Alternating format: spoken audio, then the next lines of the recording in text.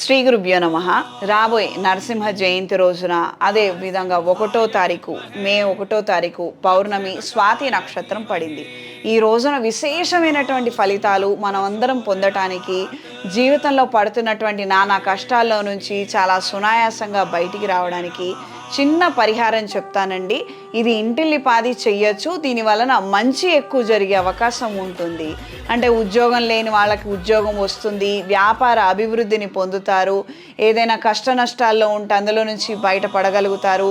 మన సొమ్ము వేరే వాళ్ళ దగ్గర ఇరుక్కుపోయింది, వాళ్ళు ఇదిగో అదిగో అంటున్నారు, ఈ అన్ని సమస్యల్లో నుంచి మనం చాలా అంటే చాలా తేలిగ్గా బయటపడగలిగేటువంటి పరిహారం అండి. లక్ష్మీ నరసింహస్వామి వారికి 9 చెంబులు లేదా 9 గ్లాసులతో పానకాన్ని నివేదించి ఈ ప్రసాదాన్ని 10 మందికి పంచండి.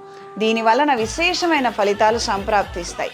ఈ జన్మలో చేసినటువంటి పాప పుణ్యాలతో మనం అనుభవించేది కాక పూర్వజన్మ నుంచి కూడా మనం కొన్ని అనుభవిస్తుంటాము. ప్రత్యేకంగా ఏదైనా పని అనుకుని అది మధ్యలో ఆగిపోయి నష్టం వాటిల్లుతోంది, చాలా డబ్బులు స్ట్రక్ అయిపోయి ఉన్నాయంటే అది ఈ జన్మలో తాలూకు ఫలితం కాదది, పూర్వజన్మ తాలూకు ఫలితం మనం అనుభవిస్తున్నాం. కాబట్టి అది పోగొట్టుకోవడానికి ఇప్పుడు ఈ పరిహారం మనం చేసుకుంటే మంచి ఫలితాలు సంప్రాప్తిస్తాయి.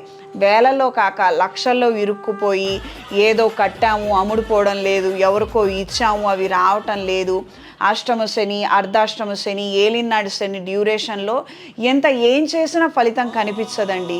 మనం కష్టపడ్డా ఫలితం కనిపించదు, పూజ చేసినా ఫలితం కనిపించదు, ఎంతసేపు మనం బాధపడుతుంటాం. కానీ ఇలాంటి టఫెస్ట్ డ్యూరేషన్లో మనం ఉన్నా కూడాను లక్ష్మీ నరసింహస్వామి వారికి మనం ఈ పానకం బిందెల్ని సమర్పించడం వలన మనకి మంచి జరిగే అవకాశం ఉంటుంది. ఇన్స్టెంట్గా మంచి జరుగుతుంది. మనకు రావాల్సినటువంటి ప్రతిఫలాలను మనం పొందగలుగుతాము. ఈ ఏప్రిల్ 30వ తారీఖు 1వ తారీఖు ఈ విధంగా చేయండి, మంచిని పొందండి. సర్వే జనా సుఖినో భవంతు.